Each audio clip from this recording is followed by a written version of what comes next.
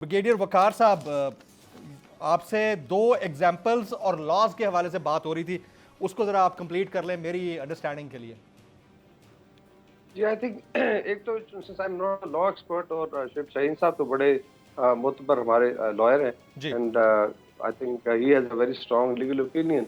मैं दो तीन पॉइंट सिर्फ रखता हूँ और because basically it's a layman although मैंने भी I think some court martials जो किए थे मिलिट्री में अपने टाइम पे थोड़ा बहुत एक्सपीरियंस होता ही है, बट आई कांट से कि आई एम अ जज। एक चीज तो ये है कि अभी एफर्ट है, अभी मैं आपको बता रहा हूँ अपना perspective from military point of view and the Pakistani, कि आप ट्रिविलाइज कर रहे हैं 9th May को, ठीक है।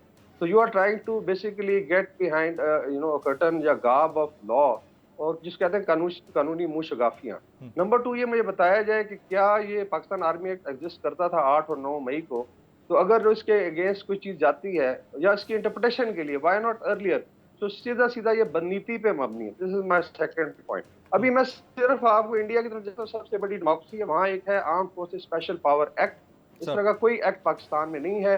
फौज जो है जहाँ समझती है कि जी मसला है, या रॉ जो है या इंटेलिजेंस एजेंसी, वो बंदे को उठाती है, वो 1 साल उसको करती है बंद, उसके बाद वो इन्वेस्टिगेट करके फिर सो कॉल्ड सिविल कोर्ट्स के हवाले करती है और एक सीक्रेट कोर्ट में ट्रायल होता है। इस तरह का पाकिस्तान में, और ये 6 रियासतों में नाफिज है। इस वक्त जो हुर्रियत की सारी लीडरशिप है विदाउट ट्रायल 5 साल से बंद की हुई है, because the state feels it, right और रॉन्ग मैं ही नहीं कह रहा। आप अमेरिका चले जाएं, सबसे बड़ी जमहूरियत है, और मैं जो इसके रेफरेंसेस देते हैं ह्यूमन राइट्स के, गिटवों क्या था, बिकॉज दे कुडंट ट्राई, भी कहेंगे टेररिस्ट नहीं, उन्होंने सिविलियंस भी उठाए थे and all over the world उठाए थे। गिटवों एक खास जगह क्रिएट की जहाँ लॉ के बियॉन्ड जाके वो कर रहे थे, मे बी अमेरिकन लॉ जो है इजाजत नहीं देता।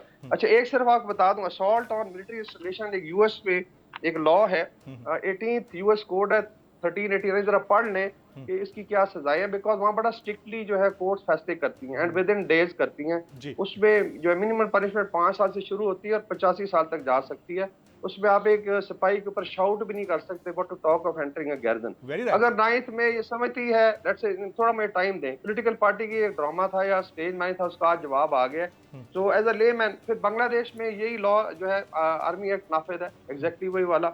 इजिप्ट में है, टर्की में है, रशिया में है, मिडल ईस्ट, ईरान में जाए ना आप करके दिखाएं मिलिट्री इंस्टॉलेशन। तो ये ट्रिविलाइज करने वाली बात है, ठीक है, कानून दान जो है वो कर सकते हैं, हमारे जजेस भी बड़े मुअज़्ज़ज़, मैं बिल्कुल उस पर नहीं आऊंगा कंडक्ट पे, लेकिन मेयर फैक्ट कि 9 मई को एक लॉ एग्जिस्ट करता है और उसकी इंटरप्रिटेशन में आप जाते हैं, सीधा सीधा आप बदनीति कर रहे हैं with the military, with the people of Pakistan, with the शोदा जो हमारे हैं, और आप ट्रिविलाइज नहीं कर सकते। मेरा ये है। बाकी ठीक है, ये कोर्ट्स में होगा, कोई डिसीजन भी होगा। बाकी फौज ने अपनी अकाउंटेबिलिटी कर छोड़ी है, 3 स्टार से लेके नीचे तक उन्होंने जहां जरूरत थी उनकी अकाउंटेबिलिटी और खुद से शुरू किया है, बड़ा जबरदस्त है, इसको अप्रिशिएट करना चाहिए, बहुत जबरदस्त है।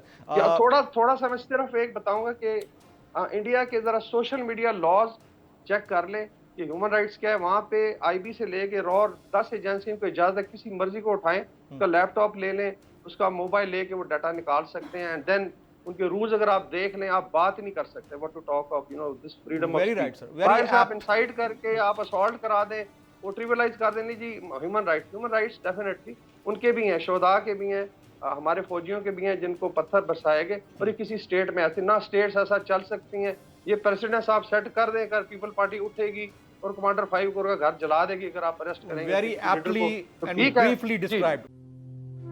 तू की जाने यार अमीरा, रोटी बंदा खा जाती है।